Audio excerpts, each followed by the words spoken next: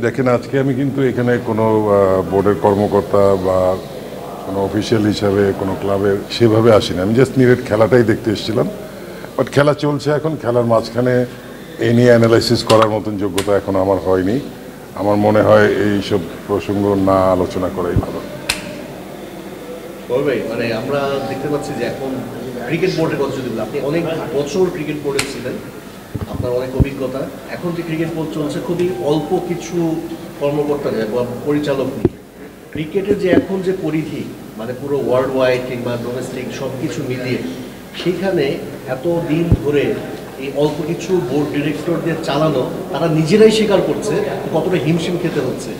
এইটার কারণে কি বাংলাদেশের ক্রিকেটে কি একটা বড় ইম্প্যাক্ট করতে পারে না? দেখেন, যারা আছে আপনাদের কাছে কমেন্ট করেছেন তাদের নিজেদের ব্যাপারেই, তো সেখানে তো আমার বলার কিছু থাকে না। তারাই বলছেন যে হ্যাঁ, এই কাজ চালাতে তারা দেয় স্ট্রেচ নাও। তো সেইটা আমার মনে হয় যে হ্যাঁ ঠিক আছে, বোর্ডে পূর্ণাঙ্গ বোর্ড থাকলে যেভাবে সচল থাকে, বিভিন্ন দায়িত্ব নিয়ে এক একজন কাজ করেন, সেটা সংখ্যা কমে গেলে ডেফিনেটলি তাদের উপরে প্রেশার পড়বে। আমি আমার বিশ্বাস যে এই অবস্থা থেকে উত্তরণ ঘটবে শীঘ্রই। একটা বিষয় হচ্ছে যে এই যে আমরা কিছুদিন আগে দেখতে পেলাম যে দুদকের কিছু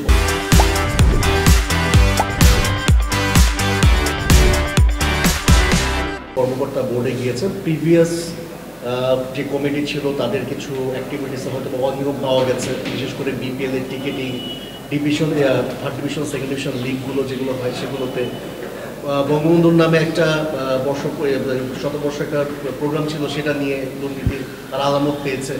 মানে এই যে করাপশনগুলো যে হয়েছে, আপনি তো কমিটিতে ছিলেন, আপনার কখনো এরকম নজরে এসেছিল কিনা? দেখেন, যখন যেহেতু একটা ইনভেস্টিগেশন চলছে এবং তারপরে নিশ্চয়ই ফলো আপ থাকবে, এই প্রসঙ্গে আমাদের আলাপ করা তো এখন ঠিক না। কারণ তারাও ইনভেস্টিগেট করছেন, তারা কিন্তু কনক্লুসিভ কিছু বলেননি। হ্যাঁ, যে কিছু অভিযোগ আছে, অ্যালিগেশন আছে, সেই অনুযায়ী তারা এগিয়ে যাচ্ছেন ইনভেস্টিগেশন। এটা দেখি আমরা তারা কোন দিকে যায়, কতটুকু গড়ায়, তারপরে বলাটা আমার মনে হয় সমীচীন হবে। তার আগে এই নিয়ে আমি কমেন্ট করতে চাই না। আপনি যখন কমিটিতে ছিলেন, বোর্ড পরিচালক, অনেক সময় দেখা গেছে যে আমাদের মানে ক্রিকেট বোর্ডের যে সিইও যিনি আছেন, নিজামুদ্দিন চৌধুরী, তার একটা দেখা গেছে যে ক্রিকেট বোর্ডে একটা প্রভাব বিস্তার সেই সময় ছিল ভয়ঙ্কর রকমের। সেই সময় আপনাদের উপর দিয়েও তার একটা প্রভাব আমরা দেখতে পেয়েছি, অথবা আপনি আরও ভালো জানেন। তো তার কি এই ধরনের কোনো কিছুতে একটা ইনভলভমেন্ট থাকার সম্ভাবনা আছে কিনা মনে করেন? দেখেন, এরকম ন্যাশনাল অর্গানাইজেশনে অন্যান্য দেশেও আছে যারা সিইও আছেন, তাদের কিন্তু বিশাল ক্ষমতা এবং থাকতেই হবে, তাছাড়া তো বোর্ডটা চালাইতে হবে কারো। বোর্ড মেম্বারসরা পলিসি ঠিক করে দিবেন, সেটা ইমপ্লিমেন্ট করবেন হলো সিইও। তো সেই হিসাবে ক্ষমতা একটা পর্যায়ে পর্যন্ত তার থাকতেই পারে, কিন্তু এর বাইরে অন্যান্য কিছু হয়েছে কিনা এটা তো এখন তদন্ত হচ্ছে, ইনভেস্টিগেশন হচ্ছে, আমরা দেখি কি হয়। তার আগে এই ব্যাপারে কি কমেন্ট করা ঠিক হবে? আমাদের ক্লাব ক্রিকেটে অন্তর্ভুক্ত হয়েছেন, তারপর দীর্ঘদিন সার্ভিস দিয়েছেন। ফাইনাল নিয়ে একটা সমস্যা হচ্ছে ঢাকা প্রিমিয়ার লিগে। তাহিদ হৃদয় একটা মন্তব্য করেছেন, ন্যাশনাল টিমের একটা প্লেয়ার যখন আম্পায়ারকে নিয়ে মন্তব্য করে, এরকম আমরা নজির আগে দেখি নাই। এটা আপনি কতটা হতাশ হয়েছেন? না, এটা অবশ্যই যতটুকু আমি জানতে পেরেছি, আমি মাঠে ছিলাম না এবং পরবর্তীতে সোশ্যাল মিডিয়া এবং আপনাদের বিভিন্ন রিপোর্টে দেখেছি, জিনিসটা আমার কাছে ভালো মনে হয়নি এবং এটা সমীচীন না। যারা প্লেয়ার কনসার্ন তাদেরও এরকম আচরণটা ঠিক ছিল না এবং পরবর্তীতে সিসিডিএম থেকে যে উদ্যোগটা নিয়েছে, আমার মনে হয় এখানেও একটু কনফিউশন রয়ে গেছে। তারপরেও আমার ধারণা যে তারা বেস্ট ইন্টারেস্ট অফ দ্য গেমের জন্যই পদক্ষেপটা নিয়েছেন। আমাদের ক্লাব ক্রিকেটের যে পাওয়ার এক্সারসাইজের একটা ব্যাড প্র্যাকটিস আমরা অনেক আগে থেকে দেখে থাকি, সেটা এখনও চর্চাটা অব্যাহত আছে বলেই মোহামেডানের তাহিদ হৃদয়ের এই ঘটনাটা ঘটেছে বলেই যে আমার খবরটা। ক্লাব ক্রিকেটের এই দাপটটা বা এই ধরনের পাওয়ার প্র্যাকটিস, এটা কতটা দুঃখজনক, এটা দেশের ক্রিকেটে কতটা ক্ষতি করে? না, এটা কিন্তু আপনি জেনারেলাইজ করছেন। কোনো একটা নির্দিষ্ট ক্লাব যদি কিছু করে থাকে, এখন আমি পুরো ক্লাব ক্রিকেটকে দোষারোপ করবো, সেটা কিন্তু আবার সমীচীন হয় না। হ্যাঁ, এটা অনেক সময় অনেকের প্রক্সিমিটি, অনেকের সম্পর্ক বা অনেকভাবেই আমাদের ক্লাবের অর্গানাইজারেই কিন্তু আবার বিভিন্ন কমিটিতে আছেন, সেই সব মিলিয়ে একটা পরিস্থিতি, বাস্তব পরিস্থিতি সৃষ্টি হয়, সেইখান থেকে হয়তো একটা সিদ্ধান্ত নিয়েছে। তা আমি মনে করি যে it is the duty, it is the inherent একটা দায়িত্ব থাকা উচিত যেখানে আমরা ওই বাইলজ বা যেগুলি ডিসিপ্লিনারি বিষয়গুলি হয় সেগুলিকে মেনটেন করে সেগুলিকে ধরে রাখার চেষ্টা করে যাই, তাহলে ক্রিকেটেরই বেনিফিট হবে। ডোমেস্টিক ক্রিকেটের যে প্রশ্নবিদ্ধ আম্পায়ারিং বা আরও যেসব ইস্যু আসছে, ইভেন ফিক্সিং ইস্যু পর্যন্ত সেই পাতানো খেলা, এইসব নতুন কিছু নয়, কিন্তু এইগুলো দূর করা যায় না কেন? মানুষ ডোমেস্টিক ক্রিকেট কতটা হার্মফুল?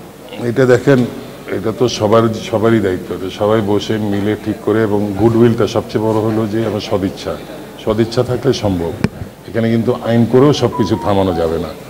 তো এটা যতদিন পর্যন্ত আমরা সবাই মিলে এই কনসেনসাসে না যেতে পারছি যে এইসব জিনিস আমরা করব, এইসব জিনিস আমরা করব না, বা এইসব জিনিস আমাদের বিরুদ্ধে যাতে অ্যালিগেশন কেউ না করতে পারে। অনেক সময় কিন্তু অনেক কিছু ছাড়াও অ্যালিগেশন আসে, এটাও বুঝতে হবে। আর ক্লাব ক্রিকেটের তো অবদান কম না, আমরা খালি নেগেটিভটা দেখলে তো হবে না। এই গত 60-70 বছর ধরে কিন্তু ক্রিকেটটাকে লালন পালন, এটাকে নার্চার করা, প্লেয়ারদের ট্রেনিং থেকে শুরু করে তাদের চিকিৎসা ভাতা বিভিন্ন জিনিস কিন্তু করে ক্রিকেটটা এই পর্যায়ে এসছে। তার মধ্যে কিছু হয়তো ফাঁকফোকর থাকতে পারে, কিন্তু উই শুড নট ব্লেম পুরা ক্লাব সেট আপ যে তাদের জন্য ক্রিকেট ক্ষতিগ্রস্ত হচ্ছে। আমাদের কিছু ইন্ডিভিজুয়াল অ্যাকশনের জন্য, ইন্ডিভিজুয়াল ক্লাবের অ্যাকশনের জন্য অনেক সময় এক একটা ইমেজ সৃষ্টি হয়, সেটা আমার মনে হয় আমাদের সবারই অ্যাভয়েড করে চলা উচিত। আপনি তো একটা আমরা দেখতে পাচ্ছি যে যখনই সরকার পরিবর্তন হয় তখনই একটা ক্লাবের প্রভাবটা বেড়ে যায়। এই 5ই আগস্টের আগে আবাহনীর একেবারে সরাসরি যদি বলি, আবাহনীর একটা প্রভাব কিংবা ম্যাচ মাঠে আম্পায়ারিংকে প্রভাবিত করা যেভাবেই হোক, সেটা সবাই দেখেছে যে গতবার প্রায় 12-13 বছর ধরে তারা সেটা প্রভাব বিস্তার করেছে। এখন আবার দেখা যাচ্ছে যে পরিবর্তনের পরে মোহামেডান হচ্ছে।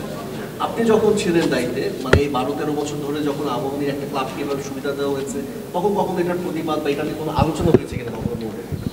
দেখেন, আবাহনী কথাই যদি বলতে হয়, আমি আবাহনীর সঙ্গে জড়িত ছিল, তাদের কথাই বলতে পারি। আমরা কিন্তু ক্রিকেটটাকে অন্যভাবেই সবসময় দেখেছি।